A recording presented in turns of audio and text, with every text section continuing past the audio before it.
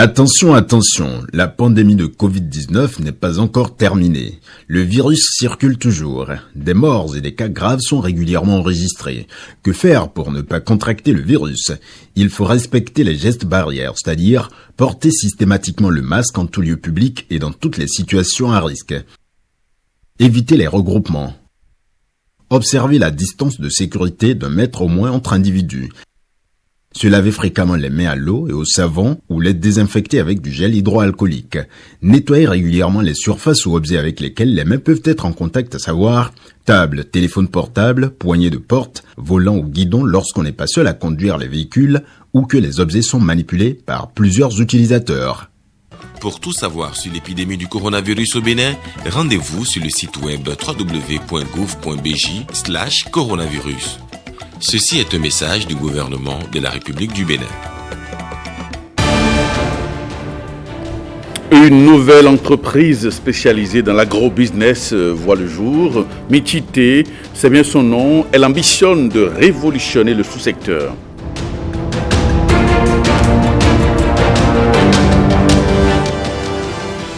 Bilan annuel à l'Ordre national des pharmaciens du Bénin, c'est au détour d'une assemblée générale. Les activités menées au cours de l'année ont été passées au peigne fin.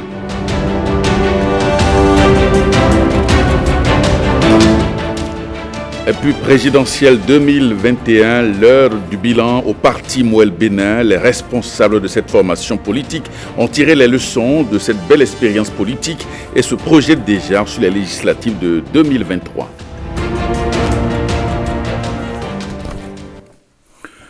Bonsoir et bienvenue à cette édition. Moël Bénin se frotte les mains et fort de sa participation, le parti se tourne désormais vers l'avenir avec le slogan 2023, c'est maintenant.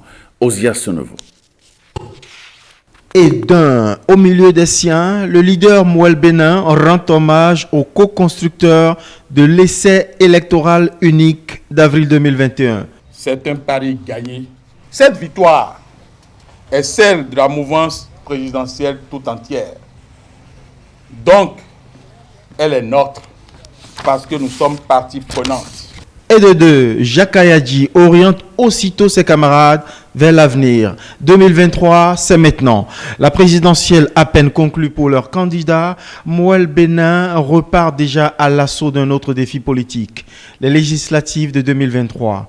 Après celles perdues de 2019, ce parti pro-présidentiel fortement éprouvé par ses premiers revers a fini, à force de conviction et de persévérance, à gagner en confiance. Vous êtes des visionnaires. Il est un visionnaire. Fin de citation.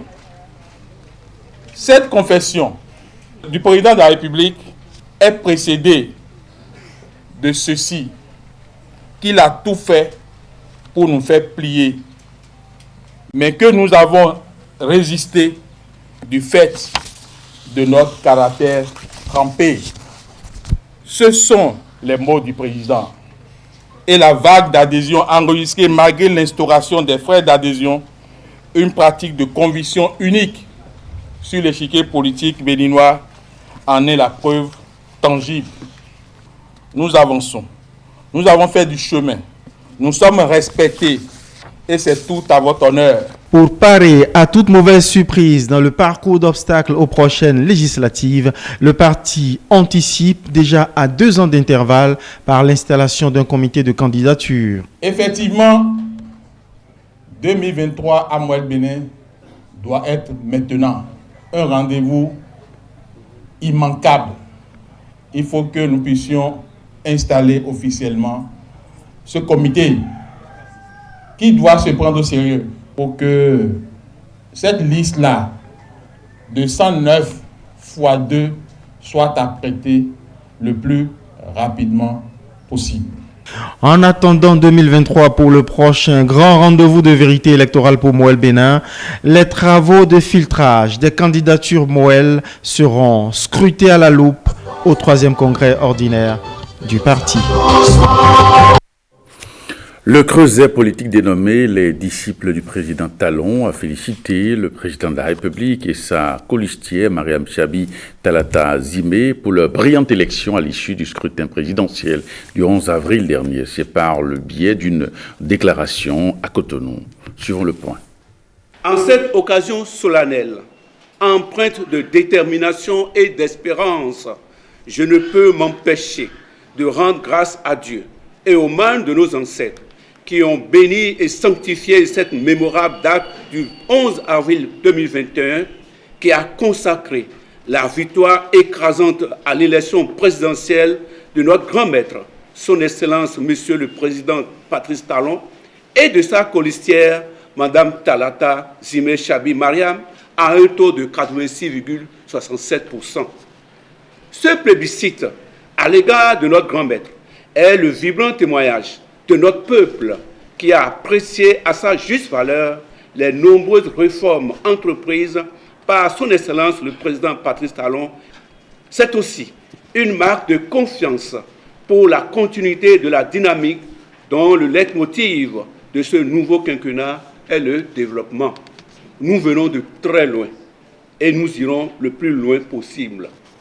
C'est le lieu de témoigner notre profonde gratitude aux forces de sécurité et de défense, notre profonde gratitude également en direction des duos Souman Mumpe et Kowe Agossa, qui ont compris que le pouvoir s'arrache dans les urnes et uniquement dans les urnes. Nous voulons rassurer notre grand maître, son Excellence M. Patrice Talon et sa colistière Mme Talata Zimé Chabi Mariam de notre proximité et de notre soutien indéfectible au cours du prochain mandat.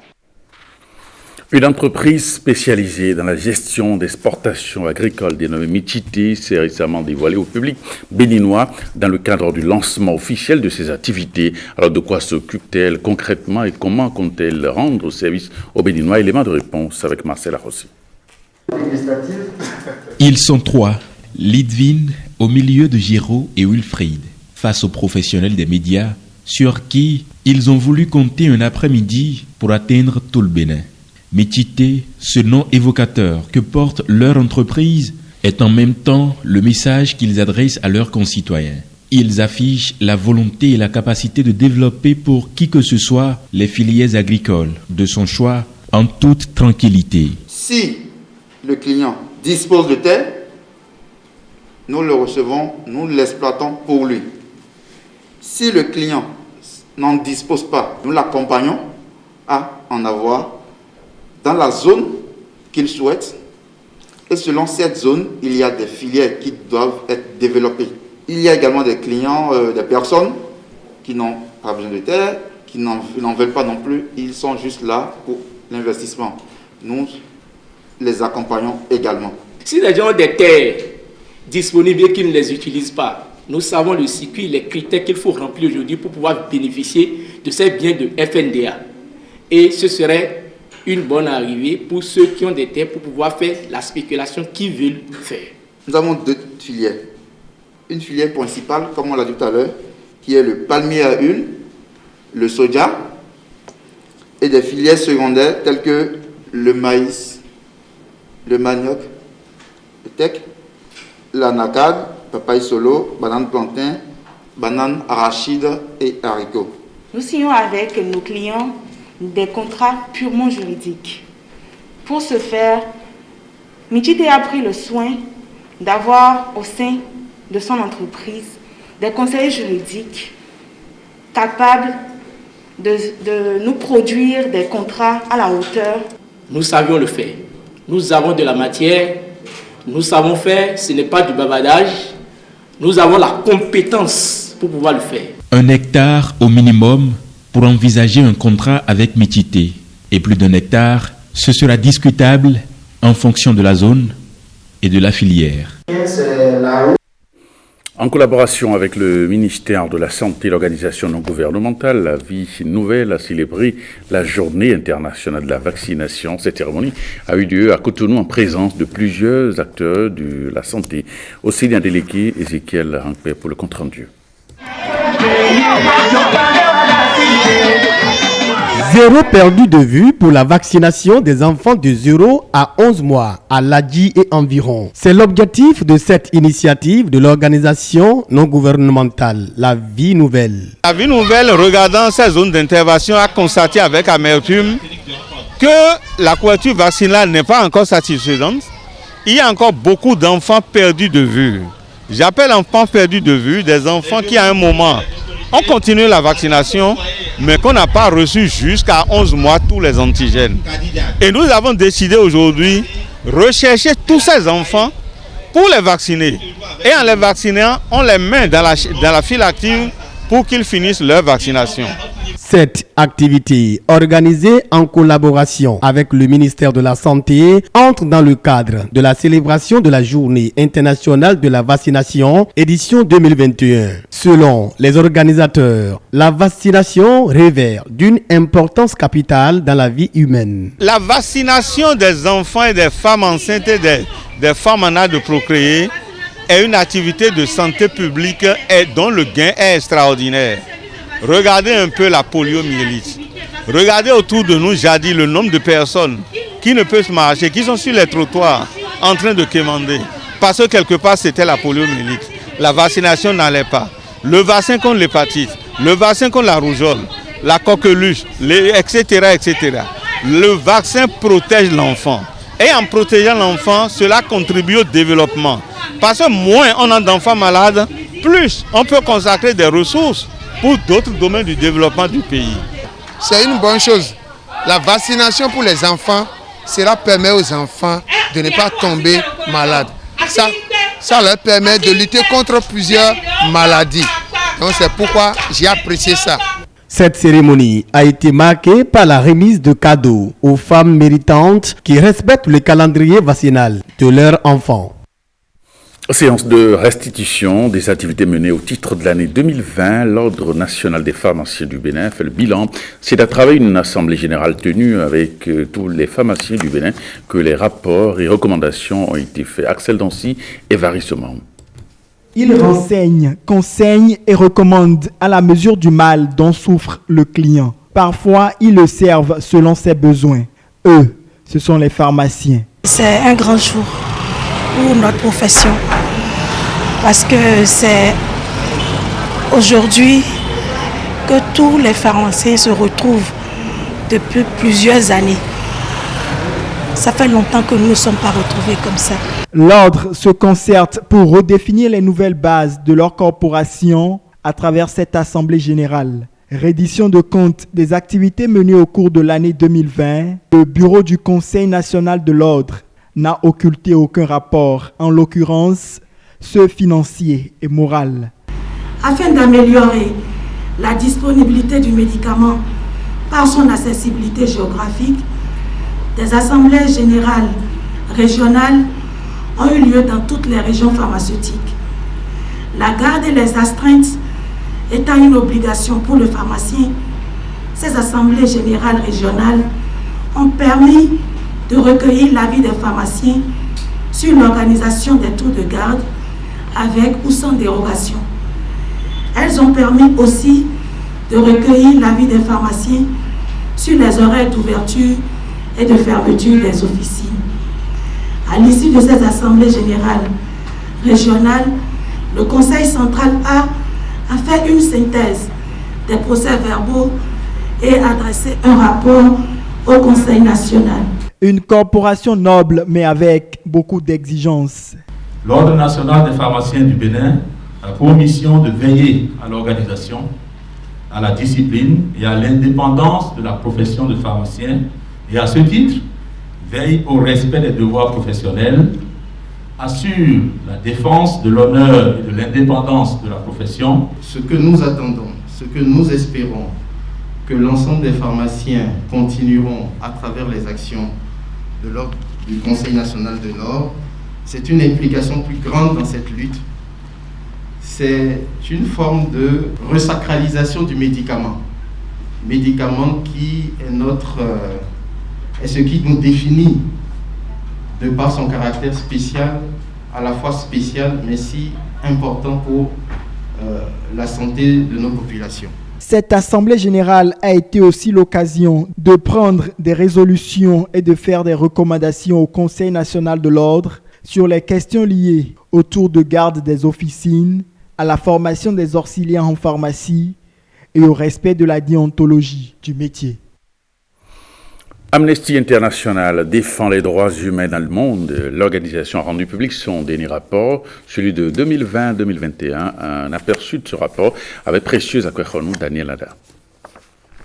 Amnesty International monte au créneau pour dénoncer les atteintes aux droits de l'homme. Son nouveau rapport dresse le bilan de la situation politique dans plusieurs pays du monde, y compris le Bénin. Le rapport donne une vue complète de la situation des droits humains dans plus de 171 pays et territoires, dont le Bénin. Il attire l'attention de l'opinion publique, aussi bien sur les atteintes aux droits humains constatés que sur les succès remportés tout au long de l'année. Amnesty International Bénin écrit ce qu'il constate. Je connais le processus. J'ai été directeur d'Amnesty International et aucun rapport d'Amnesty n'a jamais été contesté. Selon Amnesty International, la pandémie de Covid-19 a aggravé les différents conflits existants sur le continent africain. Le présent rapport montre que les populations qui étaient déjà les plus marginalisées, notamment les femmes et les personnes réfugiées, sont celles qui ont été le plus durement frappées par la pandémie. Sur tout le continent, de nombreuses personnes qui travaillaient dans le secteur informel se sont retrouvées sans revenus et sans protection sociale en raison des mesures de confinement et des couvre-feux. Les professionnels de la santé travaillaient dans des conditions insalubres et dangereuses en raison de la pénurie d'équipements de protection individuelle et de produits désinfectants. Du Togo à l'Afrique du Sud, en passant par le Kenya et l'Angola, le rapport annuel pour l'Afrique montre que les États ont utilisé une force excessive pour faire respecter les mesures prises face au Covid-19. Créé en juillet 1961, Amnesty International milite pour un monde meilleur où le droit de tous est respecté. Et nous proposons de suivre en nouvelle diffusion cette compilation des messages de félicitations adressés au président Patrice Talon suite à sa réélection. Russie, veuillez accepter les sincères félicitations à l'occasion de votre réélection au poste du président. Les relations russo-béninoises sont traditionnellement amicales. J'espère que vous, en tant que chef d'État, continuerez à contribuer au renforcement de la coopération bilatérale mutuellement bénéfique dans divers domaines. Je vous souhaite du succès, de la bonne santé et du bien-être. Vladimir Poutine. Cuba, je vous félicite cordialement et vous confirme notre volonté de continuer à développer des relations d'amitié et de coopération entre les deux pays. Je vous prie d'agréer, Monsieur le Président de la République, l'expression de ma très haute considération. Miguel Díaz-Canel Bermúdez, Président de la République de Cuba. République bolivarienne du Venezuela. J'ai l'honneur de vous adresser au nom du peuple vénézuélien et à mon nom propre mes plus chaleureux mots de salutation et de félicitations pour votre victoire écrasante aux élections présidentielles qui ont eu lieu le dimanche 11 avril dernier. Je vous prie de transmettre ce message au courageux peuple béninois pour l'esprit civique, l'organisation et les valeurs de paix qui ont caractérisé ce processus électoral dont la République du Bénin se réaffirme comme un exemple démocratique de la région ouest-africaine et de tout le continent africain. Nicolas Maduro Moros. Nicaragua. Au nom du peuple et du gouvernement de réconciliation et d'unité nationale de la République du Nicaragua et en notre nom propre, nous avons l'honneur d'exprimer nos félicitations à votre Excellence, au peuple et au gouvernement de la République du Bénin pour la victoire lors des élections présidentielles tenues le dimanche 11 avril dernier. Nous reconnaissons la confiance que le peuple frère du Bénin place en vous en approuvant une fois encore votre leadership réussi ainsi que les précieuses contributions de votre gouvernement à la paix, la stabilité et au bien-être. Chers frères, Nous profitons de cette occasion mémorable pour réitérer notre engagement indéfectible à renforcer les liens d'amitié et de solidarité qui unissent nos peuples et nos gouvernements. De notre Nicaragua, toujours béni et toujours libre, recevez nos salutations fraternelles et l'amour de tous les Nicaraguayens pour le peuple frère de la République du Bénin. Daniel Ortega Saavedra et Rosario Murillo. Maroc.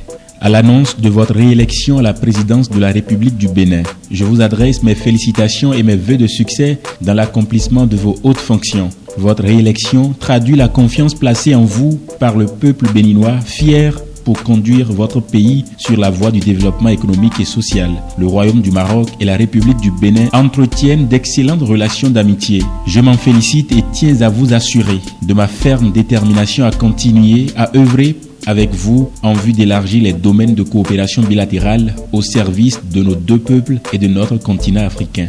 Mohamed VI, roi du Maroc. Niger. Je tiens à vous adresser mes plus vives félicitations et à vous souhaiter plein succès dans la poursuite de votre mission. J'étends mes félicitations au peuple et aux institutions béninoises qui ont œuvré à la réussite de cette consultation, contribuant ainsi à l'approfondissement du processus démocratique dans notre sous-région. Je ne doute pas que ce nouveau mandat sera une opportunité supplémentaire que vous saurez saisir pour asseoir davantage la stabilité et le progrès de votre pays et contribuer, comme vous l'avez fait à travers votre engagement sur divers dossiers d'intérêt commun, à l'approfondissement du processus d'intégration sous-régionale. Mohamed Bazoum, président de la République du Niger. Fédération internationale de football et association. Empreint des excellents souvenirs de ma récente visite dans votre pays les 25 et 26 février dernier, je tiens à vous adresser au nom de toute la communauté du football et à mon nom propre nos félicitations les plus chaleureuses pour votre réélection à la présidence de la République du Bénin. Il ne fait aucun doute que votre contribution à la stabilité et au développement économique de votre pays au cours des dernières années, vos qualités humaines et de dirigeants vous permettront de relever une fois de plus ce défi à la tête de la République du Bénin et continueront à avoir un impact significatif sur la croissance stable de votre pays. Ces moments passés ensemble avec le ministre des Sports, Osvaldo Meki, et le président de la Fédération béninoise de football, M. Mathurin de Chacus, nous ont permis d'échanger de nombreuses idées sur les moyens de développer le football dans votre pays et de souligner le rôle unificateur que le sport en général et le football en particulier peuvent jouer au sein de la société, notamment en faveur de la jeunesse. Ce fut certainement une occasion enrichissante d'évoquer le tournoi panafricain de football scolaire et l'initiative Football for Schools qui encourage un mode de vie sain et enseigne des compétences sociales aux enfants à travers le football. Gianni Infantino. CEDEAO. Suite à votre réélection à la magistrature suprême de la République du Bénin à l'issue du scrutin présidentiel du 11 avril 2021, j'ai l'honneur de vous adresser en mon nom propre, comme en celui de l'ensemble des chefs des institutions de la CEDEAO, nos chaleureuses félicitations. Je voudrais également vous exprimer mes vœux ardents de succès continu dans tous les domaines durant votre nouveau mandat pour le bien-être de vos concitoyens et le développement de votre pays. Je saisis enfin cette heureuse occasion pour saluer encore une fois la qualité des réformes que vous avez entreprises dans de nombreux domaines. À cet égard, je tiens à vous assurer que, comme par le passé, vous trouverez toujours auprès des institutions de notre communauté toute la collaboration nécessaire. Jean-Claude Cassibrou, président de la commission. ASECNA. Excellence, Monsieur le Président, je suis convaincu que votre vision, votre engagement sur les chantiers de développement, votre expérience et vos capacités de leadership feront de votre nouveau mandat un succès éclatant au profit du Bénin, de la sous-région et de tout le continent africain. À ce titre, je me réjouis tout particulièrement de la perspective de pouvoir continuer avec votre appui à œuvrer au raffermissement des relations de coopération intégrée qu'entretiennent entre eux les États membres de notre agence communautaire. Je souhaite à cet égard pouvoir bénéficier à nouveau de votre soutien, de vos orientations avisées dans la mise en œuvre des importantes réformes que j'ai engagées pour améliorer la gouvernance et les performances opérationnelles de l'ASECNA aux fins de consolider son positionnement d'avant-garde en matière de sécurité aérienne sur le continent africain. Mohamed Moussa directeur général de l'Agence pour la sécurité de la navigation aérienne en Afrique et à Madagascar. Béninoises, Béninois, la Covid-19 tue lorsque les cas positifs ne sont pas diagnostiqués à temps. Pour éviter d'en être victime, le dépistage précoce est la solution. Il est indispensable d'aller en consultation dès l'apparition du moindre symptôme. Pour rappel, les signes courants qui font penser à la Covid-19 peuvent être la fièvre, la perte du goût ou de l'odorat, l'éternuement, l'écoulement nasal, la toux, l'irritation de la gorge, les difficultés respiratoires, etc. Dès l'apparition de l'un quelconque de ces signes ou de plusieurs à la fois, rendez-vous immédiatement dans l'un des centres de dépistage ouverts sur toute l'étendue du territoire national ou dans un centre de santé ou appelez le numéro vert 136. Pour tout savoir sur l'épidémie du coronavirus au Bénin, rendez-vous sur le site web www.gouv.bj/coronavirus. Ceci est un message du gouvernement de la République du Bénin. Eh bien, ce journal se refait. Merci de votre attention et à très bientôt.